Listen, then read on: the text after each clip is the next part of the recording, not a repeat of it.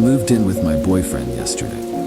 We've been together for 5 years now, and we're old and wise enough to settle down and finally leave our parents' houses. He just turned 24, and I'm 22. He's the love of my life. His name is Jamie, and I couldn't be happier to be living with him. When we decided to make the leap, we spent 2 months looking at flats and houses. We couldn't afford to buy yet, so renting was our only option, but the prices were astronomical. For our budget, we would have been lucky to get a box room and a stove. Jamie works for a local 24-hour fast food restaurant, and I'm training to be a teacher. The early stages of training don't pay much, and I owe a lot in student loans, so finances are tough. We had almost given up hope until we found our flat.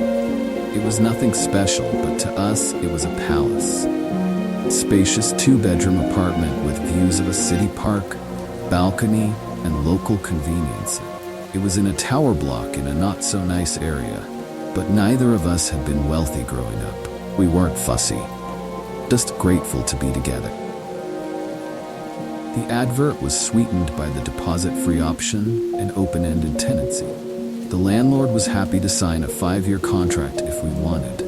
That sort of thing never happens in the city. We were told that along with no deposit, we would also have no inspections, but would be liable to pay for any damage when we ended the tenancy. I'd never heard of anything quite like it. We knew that for our budget and location, we weren't going to get any better. We snapped the place up fast, not even bothering to view it. Felt like our only chance. The day rolled around quickly, and yesterday we got the keys to our first home together. It was such a strange feeling. The day was chaos, getting our stuff in and up in the lift. We were flat number 42, on the 7th floor. The items we couldn't get in the lift had to be taken up all the stairs by the removal men. I think they were grateful we weren't any higher, but I still wish we had been able to give them a better tip.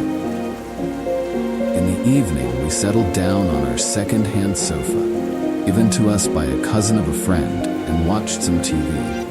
We smoked cigarettes on the balcony, looking at the park, and fell asleep on our mattress on the floor super early because we had no energy to put the bed together yet. Jamie had work at a hideous time of the morning. We slept soundly last night. I felt safe and happy. I don't think that feeling is coming back anytime soon, and it's all due to the note I found this morning. I found it in the kitchen, having a coffee hours after Jamie had left for his early shift at work. It was in one of the cupboards that were fixed to the wall. There were a bunch of useful items from the previous tenant.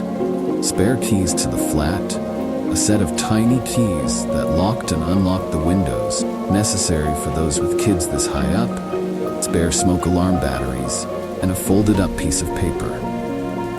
The note was handwritten with "New occupier of flat 42" in beautiful cursive on the blank side. I opened it up and sat down to read. I can't really describe it to you. I'm going to copy it out below. Dear new occupier, firstly, welcome to your new home. I lived here before you for 35 years with my husband. Unfortunately, he had an incident at home recently that I'd rather not discuss that claimed his life. My sister has now decided I can't keep up with the demands of the property and has insisted that I move in with her and her husband.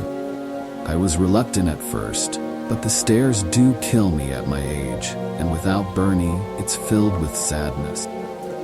Anyway, when you've lived somewhere for as long as I have, it feels like a person that you know.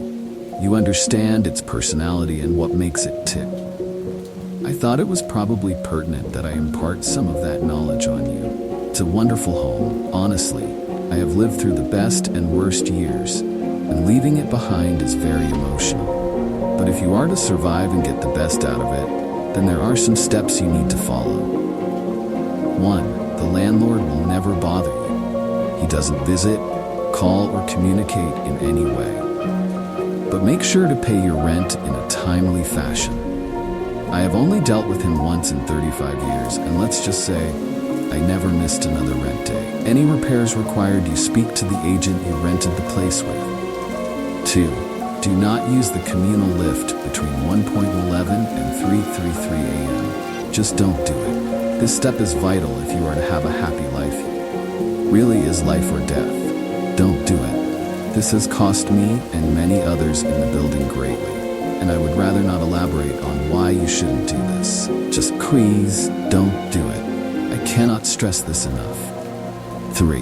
When you hear the strange animal noises coming from flat 48, don't question it. Mr. Prentice lives there, and he's a lovely chap. Don't be afraid to say hello to him in the corridor or on the stairs. He's old school, so he never risks the lift. But whatever you do, don't check on him when you hear the noises. You'll know when you hear them. 4. You ever come across a window cleaner on the balcony? Ignore him. He may seem like the nicest fellow you've ever had trying to sell you something at the door, but it really is best that you don't engage. He will go away if you ignore him, but he tries pretty hard the first few times, so you'll need some resilience. Whatever you do, don't offer him anything. No money, no hot drink. 5. Don't leave food scraps out. Bin or refrigerate them immediately. If you have small animals, it is imperative that you watch them eat and take away any leftover food immediately after they are done. This and Rule 2 go hand in hand. The things forage all day and seem to really love animal feed. You don't want them in your flat. Promise. You can leave what you want out between 1:11 and 3:33 a.m., so you may want to feed your pets then. 6. Don't communicate with any neighbors who claim to come from flat 6572. These flats suffered a fire in the late 80s that devastated the whole floor. All the residents died in their home. The building was mostly council-owned at the time, and they never bothered to renovate the flats. They've been empty ever since, but every now and again someone will knock at your door claiming to live in one of these flats and ask to borrow some sugar. They will seem entirely average, but you must shut and lock the door immediately. I installed 2 extra security bolts to avoid these fuckers. I don't like to swear at my age, but they really are fuckers. 7. Simple one for you here. Keep a weapon in each room. Sometimes you follow all these steps and something still slips through the net. Better to be safe than sorry. 8. The building has a committee that will try and get you to join. It's one of those neighborhood groups about improving living conditions for all residents. It's a nice group, and the lady who runs it, Terry from flat 26, is a fantastic neighbor. By all means, get involved. But I wouldn't recommend babysitting Terry's 2 children. She'll ask you, because the poor woman needs a break. If you accept, don't say I didn't warn you. 9. Stray hairless cats sometimes roam in the hallway. I know they're supposedly a special, expensive breed, but they don't belong to anyone. They're mostly harmless, but don't pick them up. Not unless you see one of those neighbors that claims to live in 6572. Then grab the cat and lock it inside with you. They'll burn your skin a little. The cats are friendly, and I wouldn't want to see them hurt. 10. There is no way to fix the damp patch on the ceiling in the bedroom. Sometimes it will turn a deep crimson and look quite concerning, but please try not to be alarmed. It doesn't drip, doesn't get any bigger, and it's been there longer than I have. The landlord won't budge on it, according to the agent. I flagged it many times, even called the police the first night, changed color, but it was a waste of time, and it will be for you too. It's best to ignore it. 11. You can trust the postman. His name is Ian Flanders, and he's been the postman since before I moved in. He has his own key to the main door and delivers a post to the door every morning at 8:54. I can't include everything here, or it would become a novel, but if you have any questions, Ian will help you. 12. Finally, the first few weeks are the worst. You'll feel like you've made a mistake. I'm sure reading this you already do, but if you can get through the first few weeks, it really is a lovely block to live in. Every property has its quirks, and this one is a little extra special. You can be truly happy here. You just take my advice. I wish you all the best, I really do. Yours truly, Mrs. Prudence Hemmings. I don't really know what to think after reading the note. Hopefully it was some sort of joke. But the agent had said the previous tenant was an elderly lady. I can't see anyone named Prudence Hemmings attempting to play practical jokes on someone they'd never met. There were also parts of the note I couldn't disprove. There was indeed a large damp patch above the bed that me and Jamie had already discussed reporting. No crimson, but it definitely existed. I had also commented on a beautiful Sphinx cat roaming the halls as we were moving in. I started to get seriously freaked out. Our dream, our beautiful little home had just become a source of fear and confusion. I checked the time, and it was 9:14. Damn it. Out of time to catch Postman Ian. When I opened the door to check, sure enough, 2 letters addressed to Mrs. Hemmings sat on the doorstep. At about 11:15, my worst fears were truly confirmed when a friendly, middle-aged looking man carrying window cleaning equipment knocked on my balcony door. I ignored him. I didn't want to take the risk until I'd spoken to Jamie and showed him the note. I texted him already to rush home. I felt bad as the man rapped his knuckles against the door for over 10 minutes. Honestly, the longer it went on, the more I was terrified. My windows were sparkling, and due to our lack of curtains, I couldn't even hide from his gaze. I felt so exposed. He stayed for a total of 30 minutes exactly. Never once did he stop looking at me or knocking. He shouted the occasional ultra-friendly line or humble request for a beverage in the heat through the door, but I did my best to avoid eye contact. When he finally left, I looked outside every window in the flat, but I couldn't see him on any of the other balconies or see any equipment suggesting he was around. He had vanished completely. Jamie still hadn't texted me back. He must have been having a rough shift. It was a Friday, and they were always busy. It wasn't often that he didn't reply. He was due home in around an hour anyway. I read the note probably hundreds of times over. I tortured myself reading it for the next hour, desperately waiting for Jamie to come through the door to tell me it was all crazy and I should relax. I hoped for that so much, but Jamie never came. His shift should have finished around midday. By 2 p.m., he still wasn't home. I panicked, I cried, I left over 100 voice messages on his phone, but got nowhere. I finally decided it had been long enough that calling his work wouldn't embarrass him, and his boss told me that he had never turned up for his shift. Thought about it. What could have happened? And then it hit me. Jamie's shift started at 4 a.m. today. He would have left the flat at 3:15 and taken the lift down the stairs. I don't know what to do. I've tried to convince myself it was all just a big joke. Maybe Jamie wrote the note and got his boss in on it. A voice in my head kept telling me that he couldn't write like that if he tried, but I had to attempt to fool myself. Getting late and he still isn't home. What if it's all true? I think we made a big mistake. So much has happened in the last 24 hours. I'm so stressed and I've barely slept since I discovered that Jamie was missing. It's starting to make me feel a little twitchy. I was overwhelmed by all the suggestions you gave me and have taken more than a few of them on board. I'm definitely going to be getting a huge planter full of sage for the balcony, and I did spill a little salt in my doorway. I'm sorry to disappoint you, but that didn't help at all.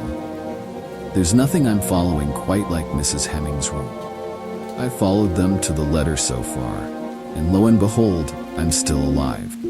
That's not to say it hasn't been tough. I'll start from the beginning. I was going crazy, and a few hours after my last post, Jamie still hadn't returned. He had been gone for almost 24 hours. His work has called me multiple times. I don't know what to say, so I just keep ghosting the calls. I was bang in the middle of the danger time when I decided checking the lift had to be my first step. But I wasn't going to break that rule. I waited. I waited desperately. 3.34 thump. And I'm ashamed to say that when it did, I remained paralyzed on our sofa for almost half an hour before I found the nerve to leave the flat. It was 4.02 when I finally reached the lift. The lift in this building is old and rickety. It hasn't been updated in a very long time and has likely been here as long as the building.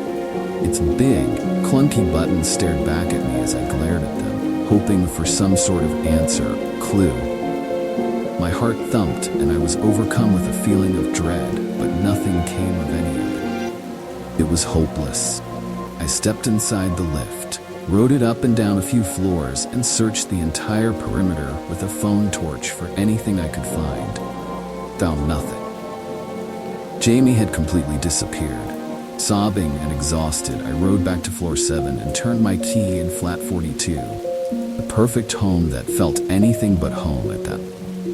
I sat at the cheap flat-pack dining table we'd managed to put together on move-in day and cried. My hands were shaking as I held my phone. I was flitting between reading all your comments and contemplating calling the police for an hour. But I decided to call my friend Georgia instead.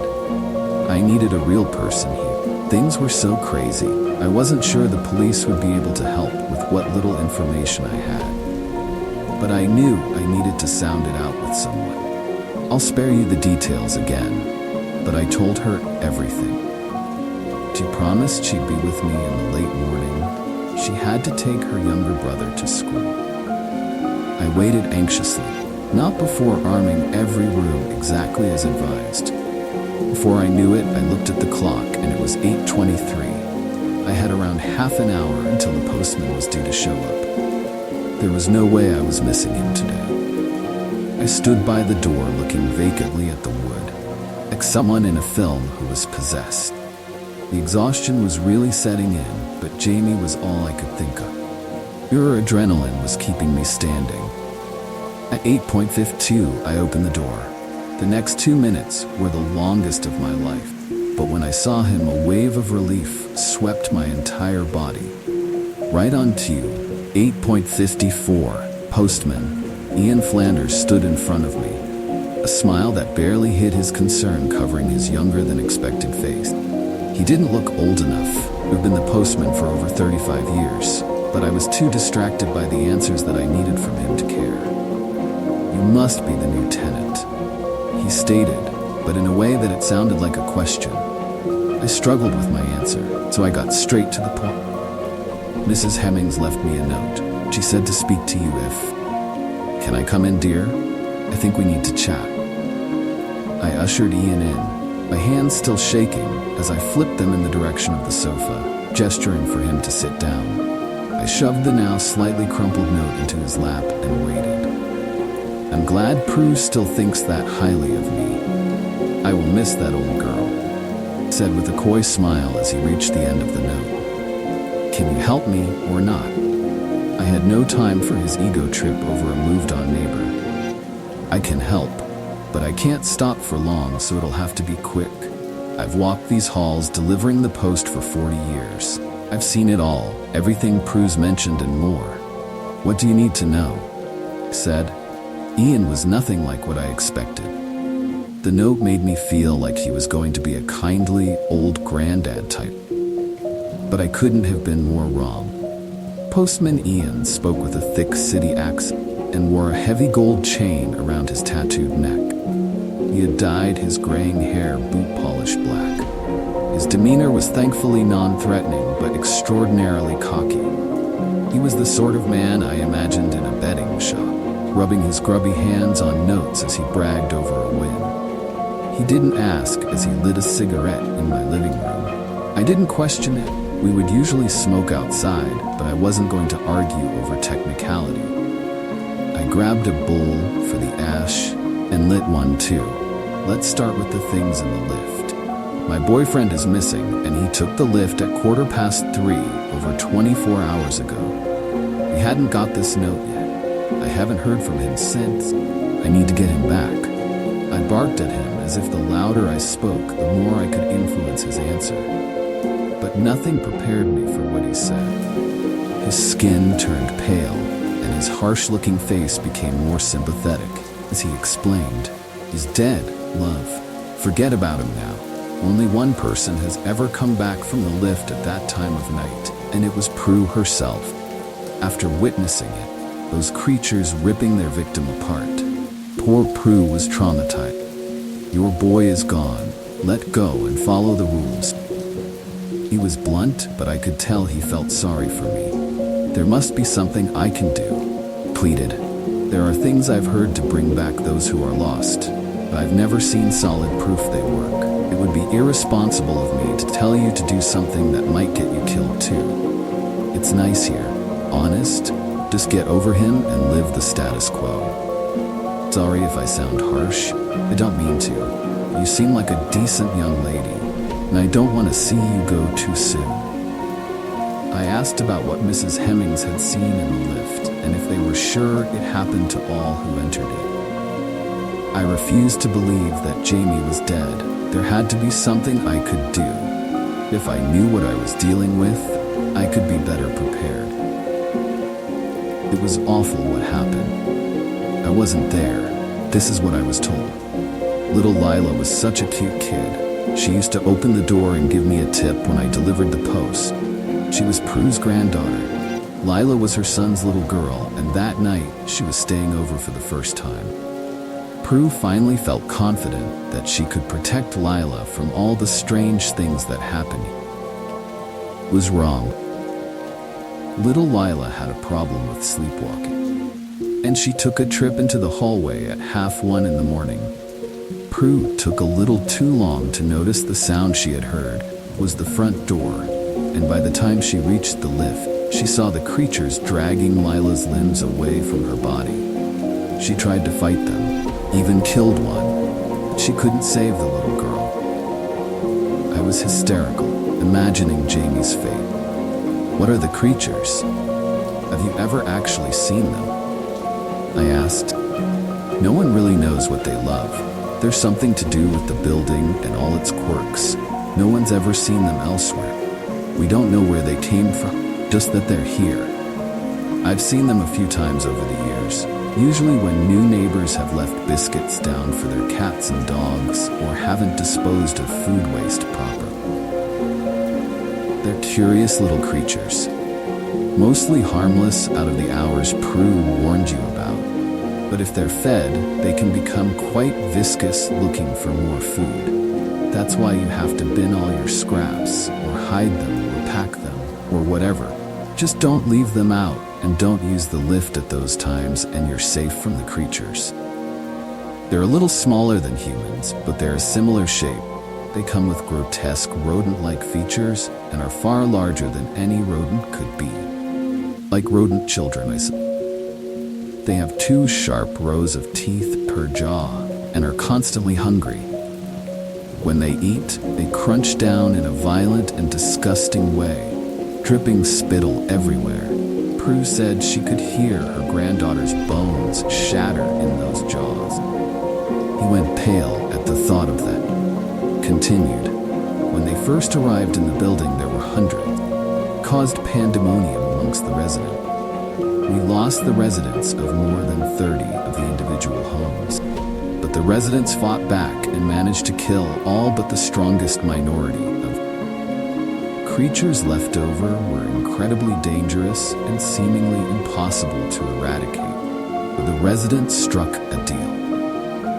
A deal that they will be left unharmed and allowed to live in the building in return for the residents' safety at all times.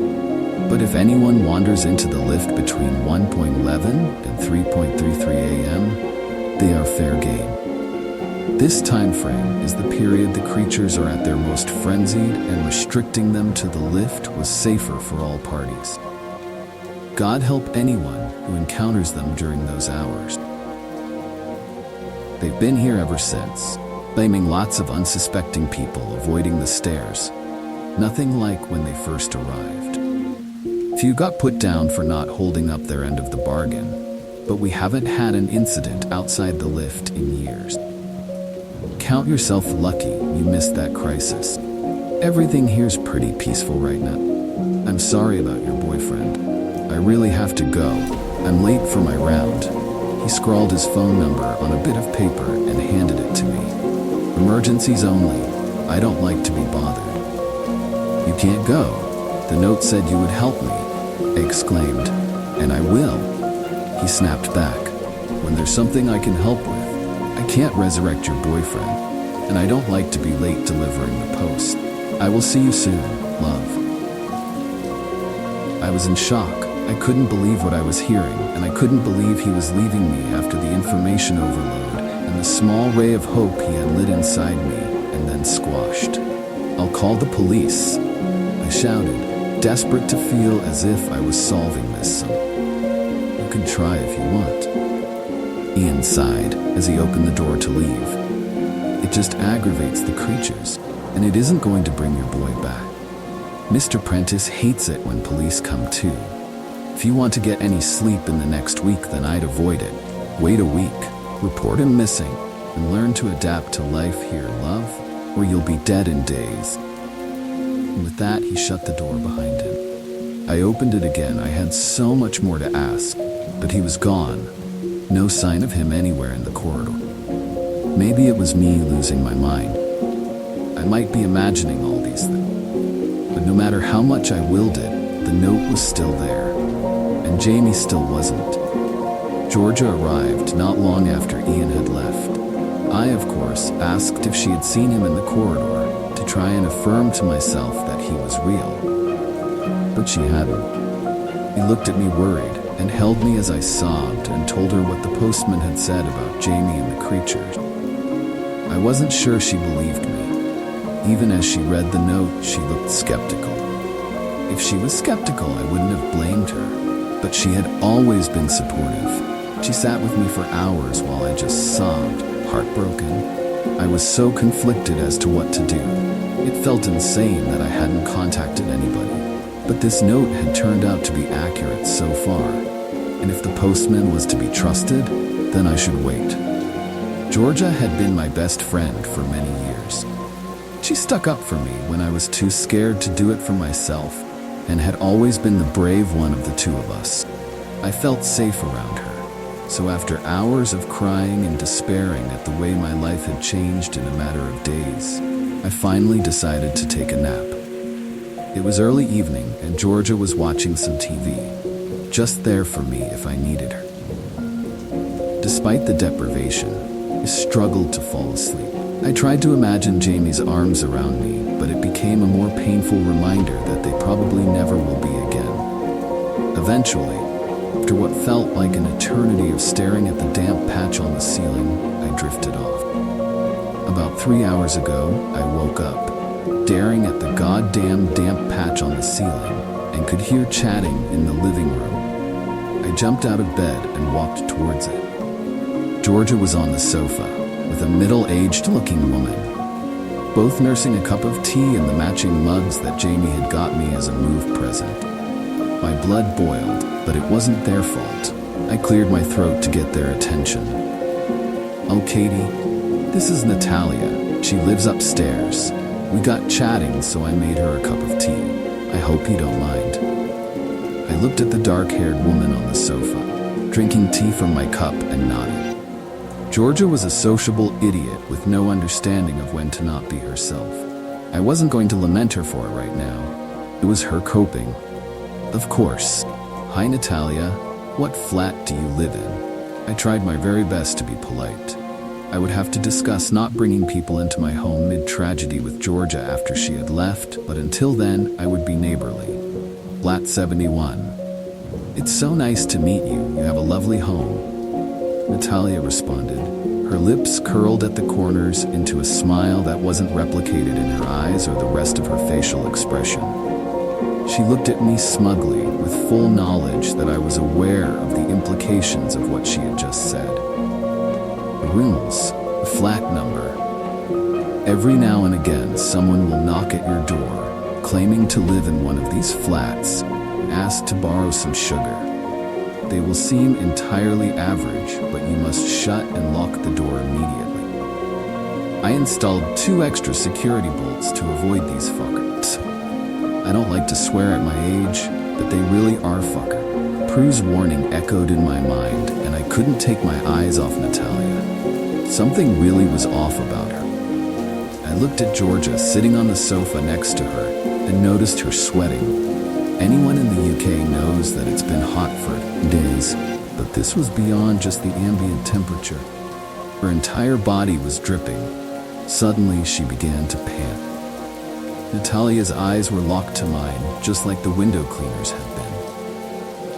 Nothing happened before with the cleaner, except this time the rule had been broken. She was already in the flat. Georgia started to scream as her skin blistered and charred. Her hair fell from her scalp as the skin flakes and melted away from every inch of her. She was being burned alive without a flame in sight. She scratched frantically at her own melting face, digging into the exposed raw flesh. The sound a person makes when they burn alive was like no other. That will never leave me. I screamed and screamed, but no one came to my door. I tried to grab my phone to call Postman Ian, but the wooden surface I had set it down on burned my fingers to the touch and forced me to recoil. She was going to set the whole flat alight. My actions needed to be quicker than a phone call. I grabbed hold of the large knife I had set down on the side earlier when weaponizing. The handle blistered my fingers instantly. But I didn't care. I needed to get her out now and help Georgia if I could. I ran towards the dark-haired lady, sweat dripping from my brow the closer I got, and plunged the knife into Natalia's throat. She gripped it and fell to the floor. She didn't bleed like a normal human.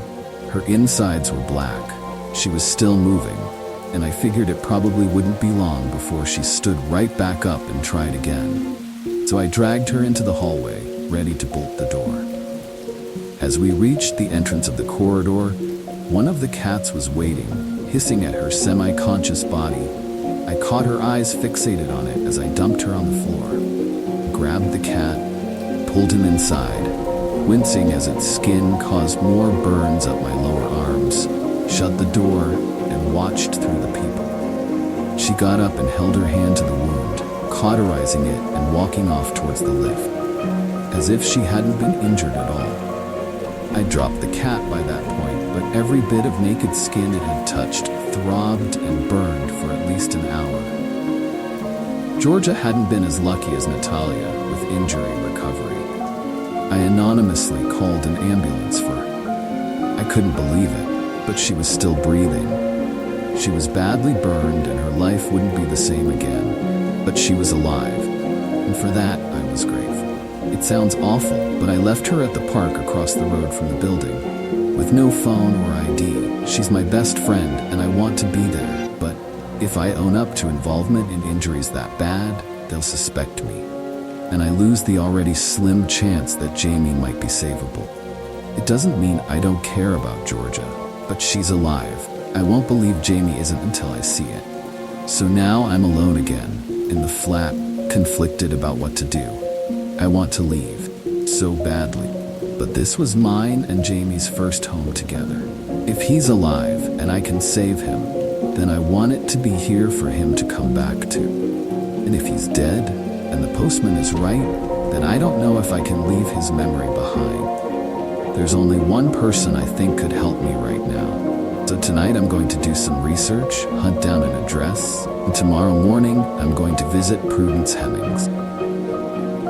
I didn't get much sleep last night either. The lack of sleep is making me wonder whether all these things happening are in my mind or not. But I'm reminded every time I see that damn note that it's all real. I spent hours last night searching for anything I could about Prudence Hemmings. If she had lived in a big creepy mansion, I imagine she would have been easy to find. But us folk who live in tower blocks aren't so well documented. No one cares about our lives, no matter how extraordinary. I found an article about missing person Lila Hemmings. It suggested that she went missing under the care of her grandmother while playing in the park opposite the flats early in the morning. Interviews with her parents stated that they had both disowned Prudence. Despite the many years that had passed since Lila's disappearance, Her parents appeared to have remained unforgiving. There was no mention of her on either of their social media accounts, and she appeared to have no involvement with the children they had acquired since. Searches for the Hemmings family in the local area were equally dead ends. I looked at link after link, desperate to find something, but they all started to blur into one, until finally I saw something. An obituary for Bernard Bernie Hemming, who had fallen from the tower block in unexplained circumstance after being diagnosed with dementia months before his death. I was surprised it hadn't made bigger news. It had only been about a year. There were no details of where to find them, but his wife Prudence and her sister Bridget were listed as contacts to find out details of the funeral. It's scary what you can do with the internet, but just with those phone numbers, I was able to put them into a reverse directory and find an address for Bridget and Tony Bishop, the sister and brother-in-law that Prudence was supposedly living with. About 4 a.m., I managed to get some sleep, not much though. I was back up and wide awake at around 7 a.m., planning my route and working out my day. I saw a post on social media from one of her relatives that Georgia was identified and is stable. This loosened the knot in my stomach that has been present since I found the note somewhere. At 8:50, I opened the door to my flat, hoping to see Postman Ian. 4 minutes passed, and instead of the postman, an elderly gentleman made his way down the corridor. He had a walking stick and kind eyes. In his free arm, he carried a small plastic bag containing a newspaper and milk. He smiled and said, "Good morning," as he passed. I smiled back. He reminded me of my granddad. I imagined him pulling cola cubes from his pocket, his grandkids, and shushing them when their parents weren't looking. A little further down the corridor, the old man stopped and turned. He looked me dead in the eyes with a sympathetic expression and spoke. "No post on a Sunday, if that's what you were waiting for." He smiled knowingly and turned to unlock a front door that, until shut, couldn't see the number of. When I saw the door close and the number 48 boldly displayed above the peephole, I understood what Prudence had meant. Mr. Prentice did seem to be a lovely chap. I sat back in my flat and sighed, staring at the various tabs open on my laptop. At about 9:15, the knocking on the balcony door started. The window cleaner was back. I didn't feel half as terrified as I had the first time. If anything, I was just angry. It took every ounce of restraint I had in my tired body not to engage with him, only to tell him to fuck off. His genuine seeming requests just irritated. After about 20 minutes of being watched, the knocking started to give me a headache. I grabbed a bag and left the flat. I decided there was no time like present. If I was going to turn up on the Bishop's doorstep looking for her sister because of the freaky flat she's left behind, then I had to get it over with. If the address was old, or the Bishops weren't the people I was looking for, then I was going to look stupid whatever time of day I went, and I couldn't take the window cleaner's eyes anymore. There was something about them. They really do make you want to open that door. I looked at the lift as I entered the communal hallway and decided today I would take the stairs. I couldn't stand to be in a small box that my partner probably died very painfully in. My heart dropped into my stomach just at the sight of it. The stairs were as grody as the lift. We'd taken them multiple times on the move in a day, but I hadn't really taken it in the same way. Could now. I thought about the rules and all the strange things happening in this building. I looked at the badly painted numbers on the walls as I reached each landing. Nothing in this building is simple. I looked at the numbers, 7655442G. Maybe it was the sleep deprivation, but my legs were in agreement with my mind that I had definitely just descended more than 6 flights of stairs.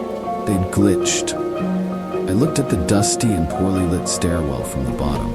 It seemed dark despite the sun pouring in from the glass panel in the main building The note never mentioned glitchy stairs. Maybe I really was losing my mind. As I turned to exit the building, a woman walked in. She was in her late 30s to early 40s and had 2 small children in tow, 1 boy and 1 girl. I guessed that they were twins. They were both incredibly blonde, with deep brown puppy dog-looking eyes, and couldn't have been any older than 6 to 7. They were as close to identical as it gets in twins of different genders.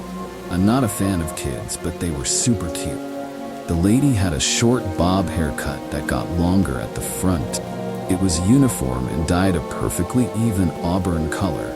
I knew it was dyed because her roots were blonde like her kids. She looked as tired as I felt. She pulled herself together when she saw me, running fingers through part of her hair that she must have missed. However early she left this morning. "Hi, are you here visiting?" Who opened with, trying to make small talk. "No, I just moved into flat 42, on the 7th floor. I was just leaving, actually." "Whereabouts are you?" I was desperate to go. I had feared myself up to see Prue, but I didn't want to be rude. "I'm flat 26, my name's Terry. This is Eddie and Ellie." She gestured to the 2 small children hiding shyly behind her skirt. "Welcome to the block. If you ever need anything, please feel free to give me a shout. My name is Katie, but people call me Kat too. That's really kind of you, thank you." "I will." Is there something wrong with the stairs?"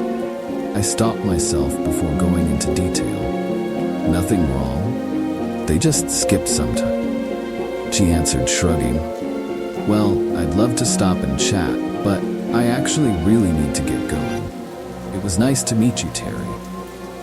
I tried to work out what was wrong with the children as I stepped forward to walk away, still baffled by the stairs. "By the way, we have a residence committee. You should come to one of our meetings. They're every Tuesday in alternating flats. This Tuesday is at Molly Jefferson's place in flat 31. Hello. We'd love to have you," Terry suggested, waving me off. I walked out the doors after my encounter with Terry, feeling sick. Every minute in this place made the note more real. Every word jumped off the page and into my life, made it more likely that Jamie was really gone. I rode the bus from a stop not far from the flats. It felt like it took an eternity to reach the little suburban area I was looking for. 5-minute walk away from the bus stop I got off at, and I was staring at a quaint little bungalow belonging to Bridget and Tony Bishop. I knocked on the door. The lady who opened it was unsteady on her feet. It was probably in her 70s, with wispy white hair neatly scraped back into a bun, 2 strands left hanging that just softened her wrinkled face. She wore a dusty rose-colored dress that hung just below her knees and smelled of stale cigarette smoke. "Can I help you?" she asked bluntly. "My name is Kat. I'm looking for Prudence Hemmings," I answered, stuttering slightly. Her eyes widened slightly. "Why?" he asked bizarrely. "Is she here?" "It's private." The lady ushered me into the house and sat me down on a sofa. Within minutes, there was a cup of tea in front of me. He didn't say anything to me for a while. We just looked at each other. Then she finally broke the silence. "I wondered if you'd try and find me.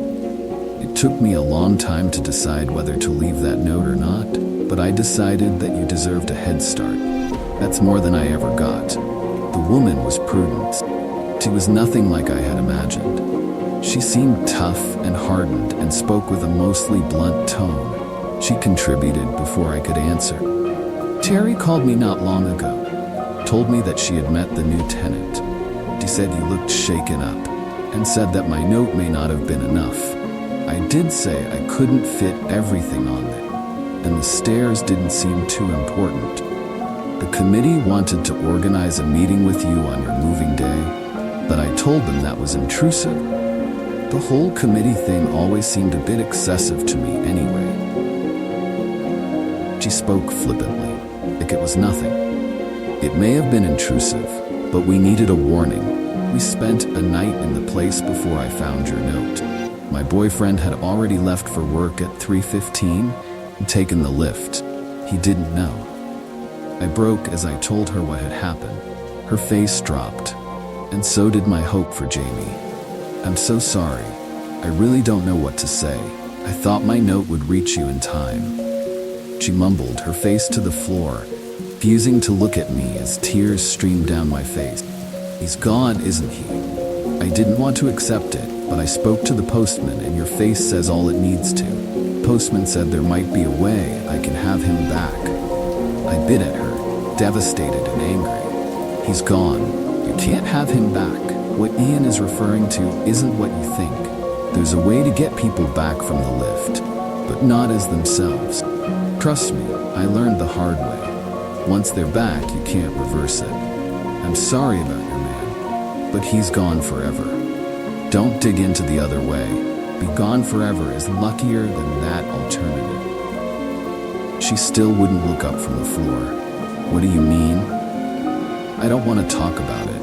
I said in the note that there are things I'd rather not discuss, and I need you to respect that, or I won't be speaking to you at all. Now move on and ask what you need to ask. Prudence cut me off. I decided not to push the topic further, and moved on to some other things I needed to know. What's the deal with Terry's kids? They seem sweet and normal. Those little demon creatures are anything but normal. She answered, wincing slightly at the thought of them. When she went into labor, Terry never made it to a hospital. They were the first children ever to be born inside the building, and with everything that goes on, it's like something's rubbed off on them. They're average children in the daytime, but they never sleep, ever. Poor Terry hasn't had a day's rest since they were born. They also really love to steal birds and rats they find the cats playing with and torment them. Really annoys the cat. As she finished speaking, a small hairless cat strutted out from behind an armchair across the room, meowing softly. It brushed its head up against Prue's exposed legs, leaving scorch marks where it touched. She didn't react. She reached down and stroked the top of its head, smiling as it purred. Those? I asked, eyes stuck to her now badly burned legs. She chuckled, pulled out a box and lit a cigarette, tapping the top layer of ash into a small silver dish in front of her. She offered me one, and I took it gladly. They've always been my good friends. I couldn't leave the building without bringing a part of home with me. This little guy is Damon. He's seen some things. She gushed, not taking her eyes off the cat. But where did they come from? Why are they everywhere? I asked, watching in disbelief as her burns subsided. It seemed impossible, but I looked at my arms where I had picked up the cat the night before, and there was no evidence it had ever happened. They didn't even appear sunburned.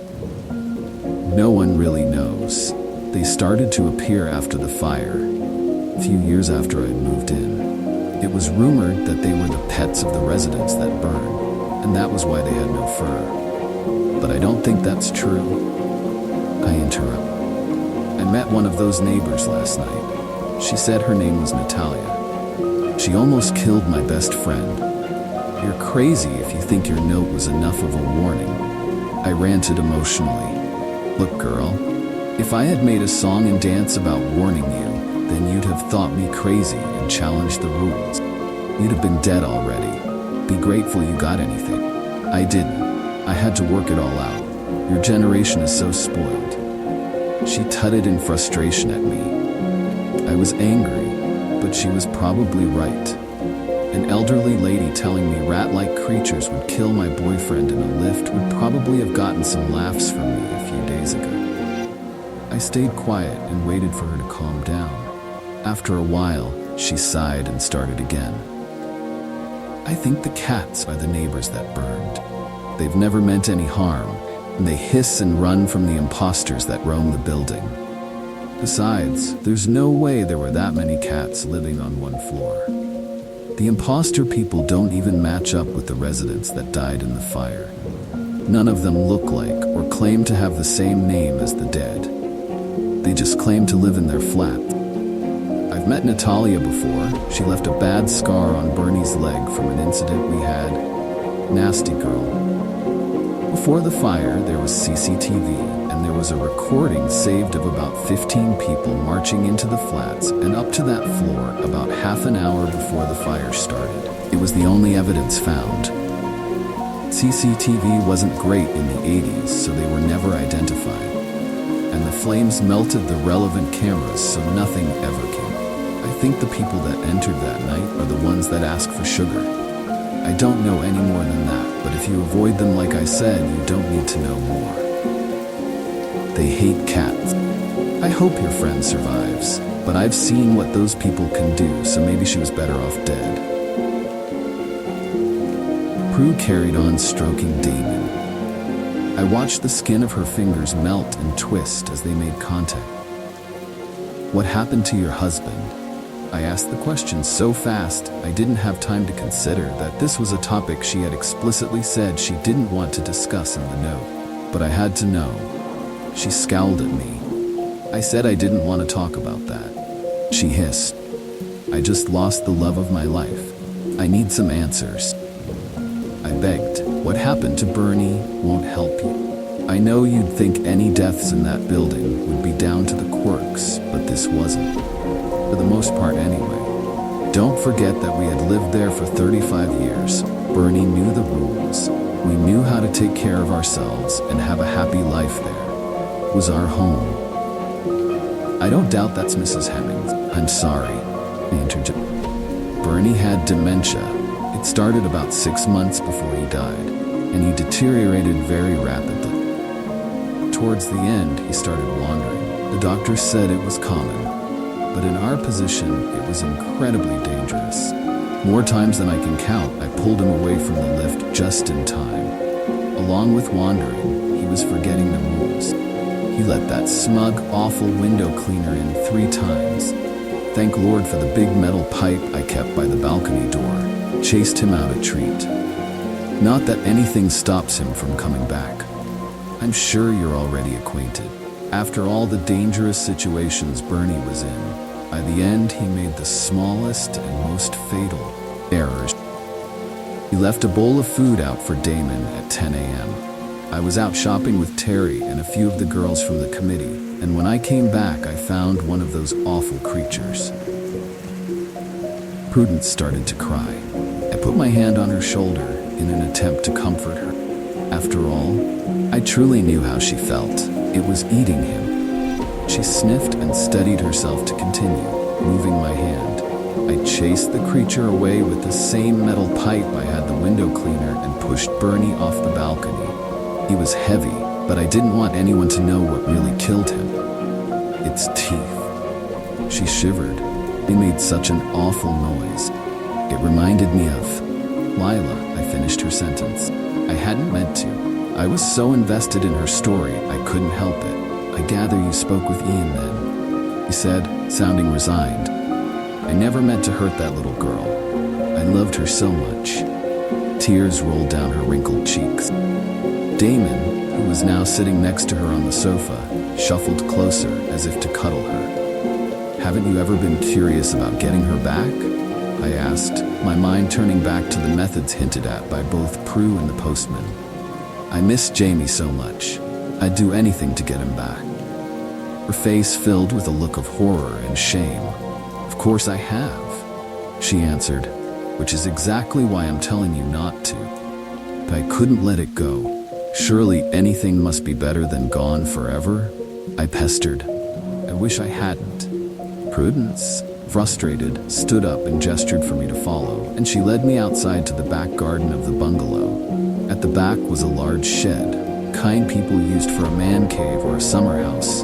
It was pretty. The sun shone down on it, lighting up the few cobwebs in the corners and making them twinkle.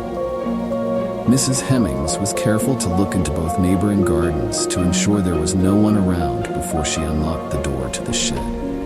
We stepped inside, and the first thing to hit me was the smell. It was putrid, rotting meat.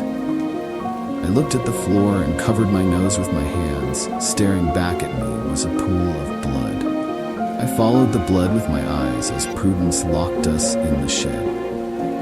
Then, after I made it past the animal bones, I finally saw it. just like Postman Ian had described. One of the creatures was watching me from a heavy-duty metal dog cage in the corner of the shed. It looked reinforced, but still the metal had chew marks.